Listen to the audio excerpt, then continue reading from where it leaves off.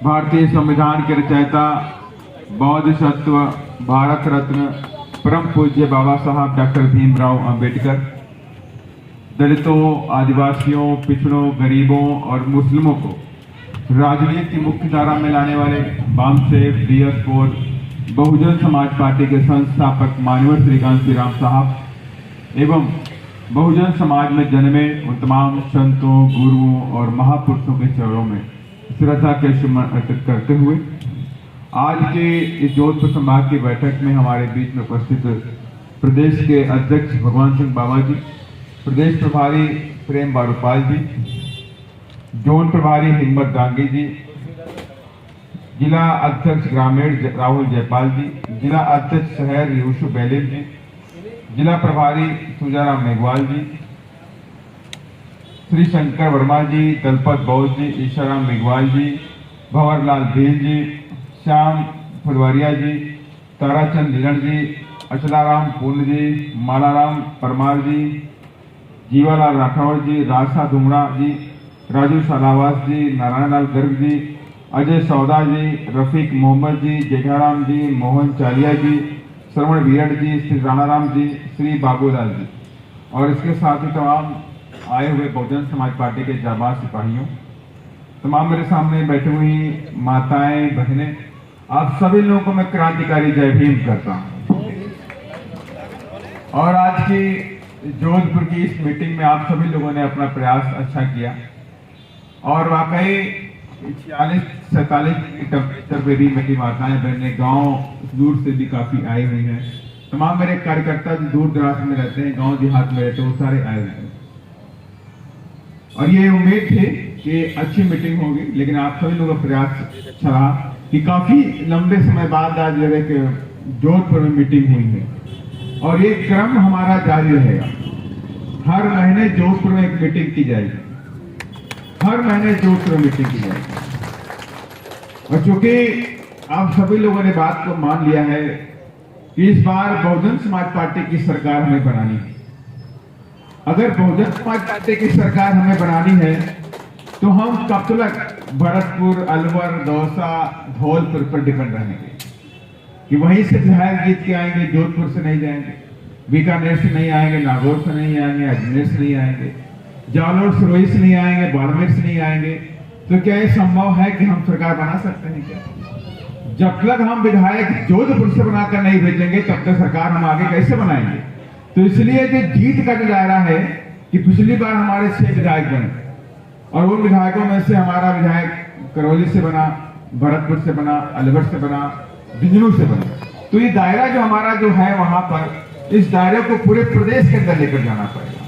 जब पूरे प्रदेश के हर जिले से हमारे 1 से 2 विधायक जीत करके आएंगे, तब जो हम सब ने सोचा है कि 60 विधायक बहुजन समाज पार्टी को इस बार 2023 जीता करके सत्ता की चाबी अपने हाथों में लेने का काम करेंगे, उसके लिए काम करना पड़ेगा। और इसीलिए आज ये मीटिंग में बिल्कुल फेल नहीं कहता हूं कि फेल हो गई, ये मैं कहूंगा एक सफल प्रयास है आप लोगों का, लेकिन एक क्रम जारी रहेगा। अब ये मीटिंगों का दौर जो है ये चलता रहेगा। विधानसभा स्तर पे हमें अपनी टीम को खड़ा करना पड़ेगा और ये सिर्फ बातों से काम नहीं चलने वाला कि हम बातें करते रहें, काम न करें। अभी जिस तरह से हमारे तमाम साथी ने भी कई सारे घरों में जाने का मौका मिला, लोगों ने मुझे बुलाया हुआ था उधर, उन सभी लोगों ने बताया ये एक समय बीएसपी बहुत मजबूत थी जोधपुर के अंदर। माननीय श्री कांसीराम साहब आए तो पूरा ग्राउंड में जगह नहीं थी। तो वही दौर हम दोबारा देखना चाहते हैं कि बीएसपी तीसरी ताकत बनकर राजस्थान में सत्ता हाथों में लेना चाहती है और ये आप सभी पीड़ित हैं। आप राजस्थान का एक एक बच्चा, एक एक व्यक्ति पीड़ित है। इस गुलामी का दौर जैसे चलता है, आज देश को आजाद हुए 76 साल हो गए, लेकिन 76 सालों में आज भी हमारी हालात पहले की जैसी है।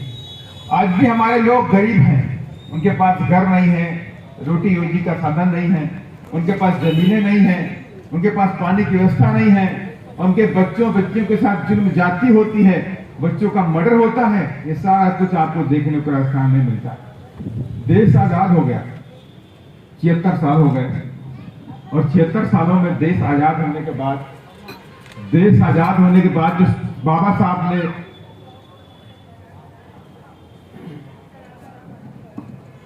बाबा साहब ने जो कुछ भी दिया, आज जो हमें कुर्सी नसीब हुई, आप सभी लोगों ने मान सम्मान के साथ साफा पहनाया।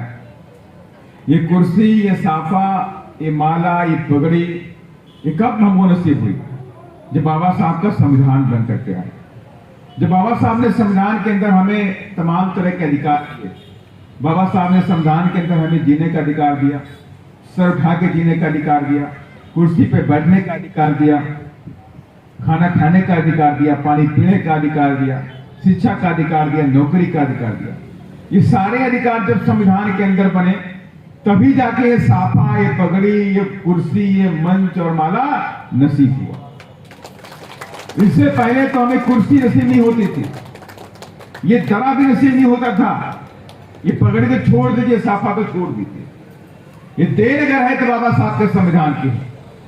और आज सरकारें चाहे केंद्र की हो चाहे कई प्रदेशों की हैं, हमारे बाबा साहब के संविधान को धीरे धीरे खत्म करना चाहते हैं।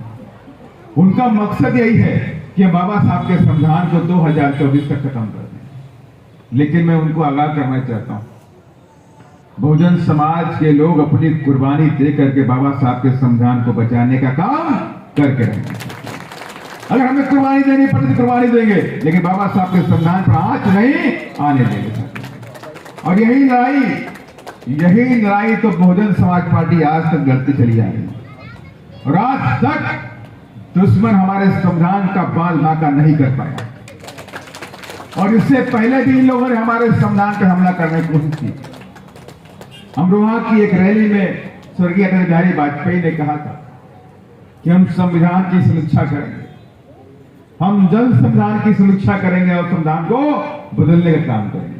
तो माननीय श्री कांसी राम साहब ने कहा था कि संविधान के सम्मान में बीएसपी मैदान में। हमारी हिम्मत नहीं हमारे संविधान को बदल देने। और फिर आज संविधान हमारा खतरे में है।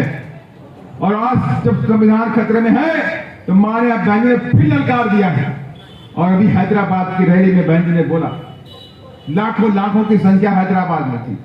कई लाख लोग हैदराबाद में माननीय बहन जी को देखने के लिए इकट्ठा हुए थे। रात का वक्त था, 9 बज गया था। और 9 बजे भी रात में 2.5 से 3 लाख लोग वहां बहन जी को देखने के लिए खड़े थे। और बहन जी ने कहा कि जो लोग तुम्हारे संविधान को बदलना चाहते हैं, उन लोगों को इस बात इस लायक नहीं छोड़ना है कि हमारे संविधान के बुरी नजर दिखा सके साथ। और इसलिए मैं आप सभी लोगों से कहना चाहता हूं, यहां प्रदेश के अंदर लंबे अर्से तक 76 सालों में अगर आप इतिहास देख लें तो कहीं कांग्रेस रही, कहीं बीजेपी रही, कहीं कांग्रेस कहीं बीजेपी, कहीं कांग्रेस कहीं बीजेपी। इसके अलावा कभी भी बहुजन समाज के लोग सत्ता को नसीब नहीं कर पाए, सत्ता में नहीं पहुंच पाए। और जब हमने प्रयास सत्ता तक पहुंचने किया तो हमें रोकने का प्रयास किया गया। 2008 में हमारे 8 विधायक जीत के आए, तो 2008 में भी मुख्यमंत्री ने हमारे विधायकों को तोड़ दिया, बीएसपी के मूवमेंट को रोकने का प्रयास किया। और वही नहीं, जब 2018 में फिर हमारे 6 विधायक बनकर के आए, तब भी मुख्यमंत्री ने हमारी पीठ पे छुरा घोंप दिया और हमारे विधायकों को तोड़ने का काम किया। तो इसलिए बीएसपी ने इसका ठान लिया है कि 2023 में हम सूद समेत तुमसे बदला लेने का काम बीएसपी करेगी और आपको कभी मुख्यमंत्री बनने नहीं देगी। और इन्होंने 5 साल कोई काम नहीं किया। अगर मुख्यमंत्री की बात करें, 5 साल कोई काम नहीं किया। 5 साल में एक काम किया, एक इनका नेता इनकी कुर्सी खींचने में लगा रहा और मुख्यमंत्री अपनी कुर्सी बचाने में लगे। इसके अलावा कोई काम नहीं किया। अगर काम किया होता और शासन प्रशासन किया होता तो पूरे प्रदेश के अंदर जुल्म जाति का दौर चला। इसका 5 साल के अंदर जुल्म जाति का दौर चला। शुरुआत देखिए थाना गाजी से हुई थी। थाना गाजी से जब एक दलित बच्ची का बलात्कार किया गया, उसके पति के सामने किया गया। कई लोगों ने बलात्कार किया, बंधक बना के बलात्कार किया। सरकार कांग्रेस की थी, उसको दबाने का प्रयास किया गया, लेकिन बहुजन समाज पार्टी के कार्यकर्ताओं ने तुरंत हमें लोग बताने का काम किया। बहुजन समाज पार्टी की पूरी टीम, हमारे सारे विधायक उस वक्त हमारे साथ में थे, सारे के सारे लोग थाना गाजी पहुंच गए। और उस परिवार को न्याय दिला करके रहे, और उस बच्ची को सरकारी नौकरी मिली, पुलिस में नौकरी दिला कर रहे, और उन अपराधियों को जेल की हवा में चलाने का भी काम किया। और यही नहीं, पूरे प्रदेश के अंदर उसके बाद से अत्याचार और जुल्म जाति का दौर चला। फिर कितने सारे मर्डर हुए आप सबको पता है, चाहे विनोद मेघवाल हो, चाहे शंकर मेघवाल हो, चाहे वो जितेंद्र मेघवाल हो, मूछ रखने पे मार दिया गया, चाहे इंद्र कुमार मेघवाल हो, पानी के मटके छूने से बच्चे को मार दिया गया। एक नहीं, तमाम केस। चाहे आप कार्तिक भील को देख लीजिए, कार्तिक भील को मार डाला गया, पूजा भील का बलात्कार करके उसके टुकड़े टुकड़े करके बोरे में फेंक दिया गया। किया गया कि नहीं किया गया? इसी प्रदेश के अंदर हुआ, इसी प्रदेश के अंदर आज कल की घटना है, अभी कल की घटना है, झुंझुनू की खेतड़ी के महिपाल मेघवाल को पीट के मार डाला गया। और आज ही घटना है, आज ये घटना घटी है कि वहां पर अजमेर के अंदर अभी आज ही खबर आई है, रोहित रैगर जिसको 10 मई को पीटा गया, और 10 मई को पीटा गया, पेट्रोल टंकी से निकाल के उसको ऊपर पेट्रोल डाल के उसको आग लगा दी गई, जिंदा आग लगा दी गई, पुलिस के सामने आग लगा दी गई। पुलिस वहीं पे आसपास में चौकी भी थी। बच्चा 15 दिन तक अस्पताल में भर्ती रहा, मौत से डरता रहा, लेकिन मौत की जंग वो हार गया। कल उसने दम तोड़ दिया। माने कि ये सरकार निकम्मी है, ये हमारी सुरक्षा नहीं कर पा रही है, और जो सरकार निकम्मी है वो सरकार बदलनी है इस बार। और इसलिए हम सब ने ठान लिया है कि इस बार हम अपनी सरकार बनाएंगे, बीएसपी की सरकार बनाएंगे। और ये बीएसपी जब सरकार बनाने की ठानती है तो बीएसपी को रोकने वाले भी लोग आ जाते हैं। बीएसपी जब अंगड़ाई लेती है तब तक बीएसपी को रोकने के लोग आगे आते हैं। और इस बार पूरे प्रदेश के अंदर माहौल बना, पूरे प्रदेश के अंदर लोगों ने बात करनी शुरू की, अगर जुल्म और जाति का कोई अंत कर सकता है तो हमारी आदरणीय बहन तुम्हारी मायावती जी कर सकती है, और बहुजन समाज पार्टी कर सकती है।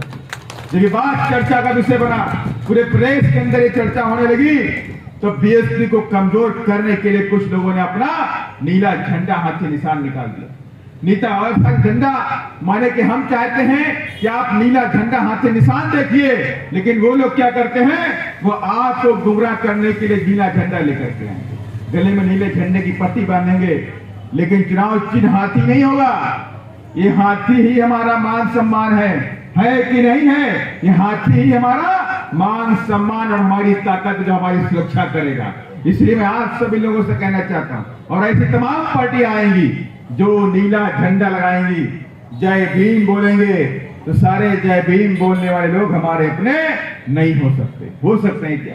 हो सकता है वो मीडिया में हाईलाइट हो जाए, मिली भगत से सरकार उनको बार बार दिखाए कि वो नीला झंडा वाला आदमी आया, नीला झंडा वाला आदमी आया, लेकिन उससे पूछ लेना कि अगर बाबा साहब के मानने वाले हो तो चुपचाप इस बार बीएसपी को सरकार बनाने दो। अगर बाबा साहब के सच्चे मानने वाले हो तो बीएसपी को मत रोको, क्योंकि तुम्हारी तो यहाँ पे कोई पूछ नहीं है, तुम तो कुछ नहीं कर सकते, लेकिन तुम बीएसपी को नुकसान कर सकते हो। और बीएसपी का नुकसान का मतलब होता है मेरे बहुजन समाज का नुकसान। पिछले आगे 5 साल फिर इसी प्रदेश के अंदर मेरा बहुजन समाज गुलाम बन जाएगा। इसी प्रदेश के अंदर मेरे बहुजन समाज के बहु बेटियों के साथ में बलात्कार होगा, अत्याचार होगा, जुर्म और जाति होगी। फिर इसी प्रदेश के अंदर तमाम जितेंद्र मेघवाल मार दिए जाएंगे।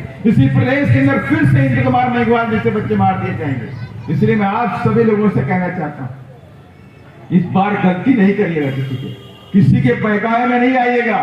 कोई कितना भी आपसे लालच दे, कोई कुछ भी कहे, जय भीम बोले तो जय भीम बोल दीजिएगा, लेकिन याद रखिएगा, अगर आप अपनी जुल्म जाति को खत्म करना चाहते हो तो चुनाव के दिन हाथी का निशान याद रखिएगा, उसी दिन याद रखिएगा और बोल दीजिएगा यही हाथी बाबा साहब का था, और यही हाथी मनोज कांशीराम साहब का है, और यही हाथी मेरी बहन जी का भी है, और यही हाथी मेरे समाज का कल्याण करके रहेगा। इसी तमाम मनोज कांशीराम साहब ने अपने जीते जी तमाम तरह के नारे भी दिए थे, और नारों में से खास तौर से कुछ नारे थे कि वोट हमारा, राष्ट्र हमारा, नहीं चलेगा, नहीं चलेगा। मेरे साथ बोलिएगा, वोट हमारा, राष्ट्र हमारा, नहीं चलेगा, नहीं चलेगा। इसका मतलब ये कि बाबा साहब डॉक्टर अम्बेडकर ने जीवन भर संघर्ष किया, और बाबा साहब जब 11 साल के थे कभी 11 साल की उम्र से संघर्ष करना शुरू कर दिया। करते करते पूरा जीवन बीत गया और जीवन के उस पड़ाव पे पहुंचे, उनकी शादी हुई, बच्चे हुए। बाबा साहब डॉक्टर अम्बेडकर पूरे देश में पढ़ाई किए, उसके बाद विदेशों में जाके पढ़ाई किया और विदेशों में पढ़ाई करते वक्त उन्होंने ये कभी नहीं सोचा कि मैं पढ़ाई नौकरी के लिए करूंगा, मुझे कलेक्टर बनना है, मुझे अधिकारी बन के राज करना है, कभी नहीं सोचा। बाबा साहब ये सोचते थे कि मैं पढ़ लिख करके मैं अपने समाज का कल्याण करना चाहता हूं। ये जो मेरा समाज है, जो इस देश के अंदर गुलामी की जंजीरों में जकड़ा हुआ, आज भी जकड़ा हुआ है, इस समाज को गुलामी की बेड़ियों को तोड़ करके इस देश का हुक्मरान बनाना, इसके लिए बाबा साहब पढ़ाई करते रहे, जीवन भर पढ़ाई करते रहे। और इसी दौरान बाबा साहब को जीवन पढ़ाई करते वक्त बाबा साहब की शादी हुई, बाबा साहब के 5 बच्चे भी पैदा हुए। इन 5 बच्चों में बाबा साहब के 4 बच्चे खत्म हो गए। 4 बच्चे बाबा साहब खत्म हो गए। और कैसे खत्म हो गए? क्योंकि उनको 2 वक्त की रोटी नसीब नहीं हुई। बाबा साहब इतने पढ़े लिखे व्यक्ति थे, बाबा साहब जो भी कमाते थे सब पढ़ाई पे अपनी खर्च करते थे। एक ठेला भी अपने घर को चलाने के लिए माता रमाबाई को नहीं देते थे। बोलते थे, रमाबाई मैं जिस काम के लिए निकला हूं वो काम मेरे लिए जरूरी है, तो मेरे बच्चों का ख्याल रखना, तुम इनका रोटी रोजी पेट भर देना, बाकी मैं एक दिन मैं अपने समाज को, इस देश का हुक्मरान बना करके रहूंगा। उस काम पे मैं लग गया हूं। लेकिन उस काम में बाबा साहब के 4 बच्चे खत्म हो गए। बाबा साहब का बेटा रमेश खत्म हो गया, बाबा साहब का बेटा गंगाधर खत्म हो गया, बाबा साहब का बेटा राजरत्न खत्म हो गया, बाबा साहब की प्यारी बेटी थी इंदू, बाबा साहब की बेटी भी खत्म हो गई। जब 4 बच्चे खत्म हो गए तो माता रमाबाई ने उनसे पूछा रोते हुए कि बाबा साहब आप कौन सा ऐसा काम करते हो? आपने विदेशों में पढ़ाई करी है, कैलिफोर्निया पढ़ाई की, अमेरिका में पढ़ाई की, इंग्लैंड में पढ़ाई करी, जापान में जाके हुआ है, आप दुनिया भर में जाके पढ़ाई करा रहे हो, लेकिन ऐसा कौन सा काम करते हो जिससे आपके 2 बच्चों की रोटी नसीब भी नहीं होती? तो बाबा साहब के आंखों में आंसू आ गए, बाबा साहब घबरा गए। लेकिन बाबा साहब डरे नहीं। फिर बाबा साहब ने अपने आंखों के आंसू पोंछते हुए बोले कि रमा मैं वो काम कर रहा हूं, मैं मानता हूं कि इस काम में मेरे 4 बच्चे तो खत्म हो गए, लेकिन रमा अभी मेरे करोड़ों बच्चे भी जिंदा, उनकी जाने हमें बचानी है, उनको इस देश का हुक्मरान बनाना है, उन्हें भी इस देश का मान सम्मान दिलाना है। इस काम में मैं निकल चुका हूं और मेरे कदम अब रुकने वाले नहीं हैं। और उसके बाद आप सबको पता है कि बाबा साहब डॉक्टर अम्बेडकर के अथक प्रयासों से, उनके संघर्ष से बाबा साहब को संविधान लिखने का मौका मिला। और संविधान लिखने का जब मौका मिला बाबा साहब को, तो बाबा साहब ने पगड़ी भी दी, साफा भी दी, नौकरी भी दी, शिक्षा भी दी, कपड़े भी दिया, पानी पीने का अधिकार भी दिया और अच्छे घरों में रहने का भी अधिकार बाबा साहब ने संविधान में दे दिया। और आज जो एमपी एमएलए बनते हैं तो देन किसकी है? वो देन भी बाबा साहब के संविधान की है सकते हैं। और आज ये संविधान हमारा खतरे में, आज दुश्मन हमारे संविधान को खत्म करना चाहता है। कोई पार्टी नहीं बोलती है। अभी आपको बताना चाहता हूं कि इससे पहले केंद्र के अंदर कांग्रेस की सरकार थी और कांग्रेस की सरकार में एससी एसटी का जो प्रमोशन होता है, नौकरी में जो प्रमोशन होता है, उस बिल को बहुजन समाज पार्टी ने राज्यसभा से पास करा दिया। और जब राज्यसभा से जब पास हो गया, वो बिल लोकसभा में गया। और लोकसभा में क्या होता है? कांग्रेस की सरकार होती है और उस बिल को फाड़ दिया गया कि एससी एसटी के बच्चे पढ़ लिख करके जो नौकरी पा गए हैं, उनका प्रमोशन नहीं होना चाहिए, वो बाबू रहे, चपरासी रहे, अधिकारी ना बन सके। उस बिल को फाड़ दिया गया कांग्रेस के समय में, लेकिन कांग्रेस ने दोबारा उस बिल को लेकर के नहीं आई। और यही नहीं, बानिया बहन जी ने, माननीय श्री कांशीराम साहब ने कांग्रेस की सरकार से कई बार बोला, बीजेपी की सरकार से भी बोला कि प्राइवेट सेक्टर में एससी एसटी ओबीसी का रिजर्वेशन दीजिए, लेकिन आज तक नौकरियों में एससी एसटी ओबीसी का रिजर्वेशन प्राइवेट सेक्टर में नहीं दिया गया।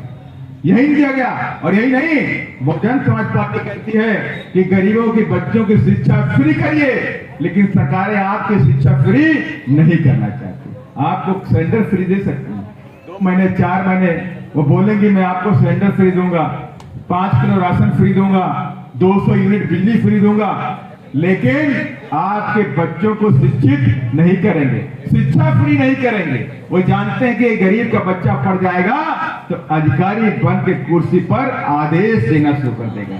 हिसाब किताब मांगना शुरू कर देगा। इसलिए हमारे बच्चों को शिक्षित नहीं करना चाहते। लेकिन बहुजन समाज पार्टी की विचारधारा अलग है, उसकी सोच अलग है। बीजेपी कांग्रेस सोचती है कि धन्ना सेठों के बच्चे पढ़े, अमीरों के बच्चे पढ़े, कलेक्टर बने, एसपी बने, डीएम बने, इंजीनियर बने, डॉक्टर बने। लेकिन बीएसपी कहती है कि मेरे गरीबों के बच्चे, दलितों के बच्चे, आदिवासी के बच्चे पढ़ लिख करके डॉक्टर और इंजीनियर बन के ऊंची ऊंची कुर्सियों पर बैठे जाकर करते। ये हमारी सोच है और इसी सोच के तहत बहुजन समाज पार्टी पूरे देश में काम करने का काम करती है। लेकिन आज बीएसपी को रोकने का काम हो रहा है, बीएसपी के बढ़ते कदमों को रोकने का प्रयास किया जा रहा है।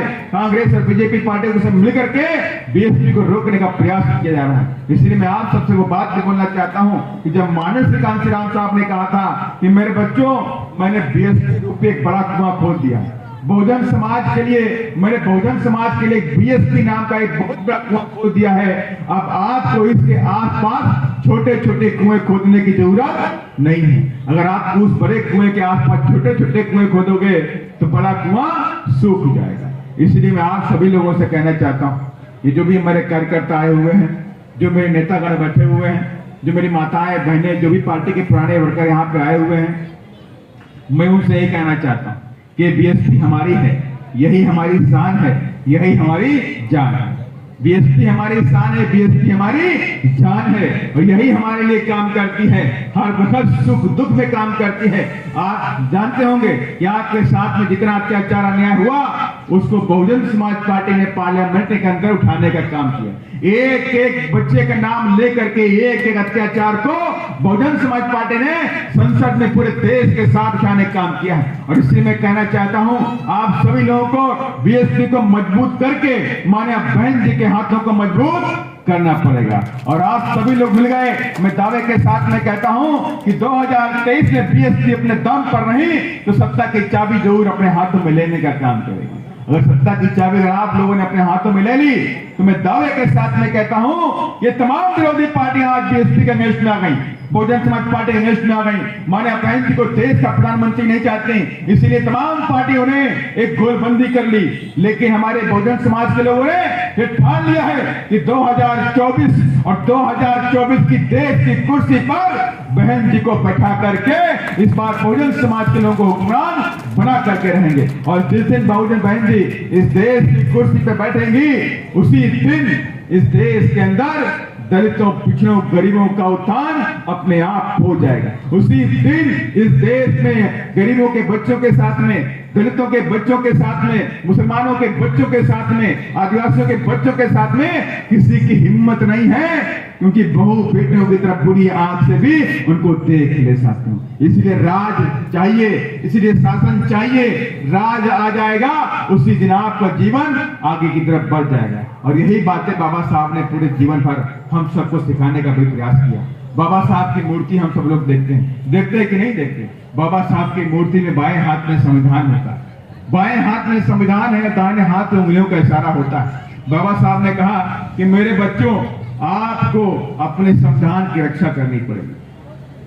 मैंने जो संवैधानिक अधिकार आप सबको दिए हैं उनकी रक्षा करनी पड़ेगी। इसलिए जब तक आपके शरीर में खून का आखिरी कतरा है तब तक मेरे बच्चों आपको अपने संविधान की रक्षा करनी होगी। और दूसरी बात है मेरी बाबा साहब ने कि जाओ मेरे बच्चों उस शक्ति के मंदिर पे कब्जा कर लो अपने उत्थान के लिए। माने कि मेरे बच्चों उस शक्ति का मंदिर माने कि पार्लियामेंट पे कब्जा कर लो। और जिस दिन उस पार्लियामेंट पे कब्जा कर लोगे बाई वोट के द्वारा, उसी दिन आपके जीवन के सारे दुख और तकलीफें हमेशा हमेशा के लिए खत्म हो जाएंगे। और ये समय आ गया है कि हम सब लोग नीला झंडा हाथ से निशान हाथ में लेकर के 2023 की तैयारी शुरू कर दें और आने वाले चुनाव में हाथी का बटन दबा करके 2023 में बीएसपी की सरकार राजस्थान में बना दे और उसके बाद फिर बहन जी को इस देश की गद्दी पर बैठा दे सकते। और यही हमारा सबका उद्देश्य है। और यही उद्देश्य के तहत हमारे बहुजन समाज पार्टी के तमाम जाबाज कार्यकर्ता, तमाम मेरी माताएं बहनें इस बार नीला झंडा हाथी निशान लेकर के गांव-गांव धाड़ी धाड़ी जाएंगी और बीएसपी की अलग को जगाने का काम करेंगी, बाबा साहब की विचारधारा को बताने का काम करेंगी। और उनसे कहना है कि गुमराह होने की जरूरत नहीं है। हमारी अपनी पार्टी अगर कोई है, कोई राजनीतिक प्लेटफॉर्म हमारा अपना है तो बहुजन समाज पार्टी हाथी निशान हमारा है। और इसके अलावा कोई और हमारी पार्टी नहीं हो सकती। और यही हमें प्रयास और विश्वास है कि आप सभी लोग मिलकर के इस बार सारे लोग कंधे से कंधा मिला करके बीएसपी को मजबूत करने का काम करेंगे, ताकि हम लोग इस बार जोधपुर से भी एमएलए जिता करके माने बहन जी की झोली में डालने का काम करें। और ऐसा मुझे आशा विश्वास के साथ मैं अपनी बात को यहीं पे खत्म करता हूं। जय भीम, जय भीम। आवाज नहीं दम वाली है। जय भीम के माने होता है ताकत। जय भीम के माने क्या है? ताकत है कि नहीं है? है कि नहीं बताइए मुझे। जय भीम के माने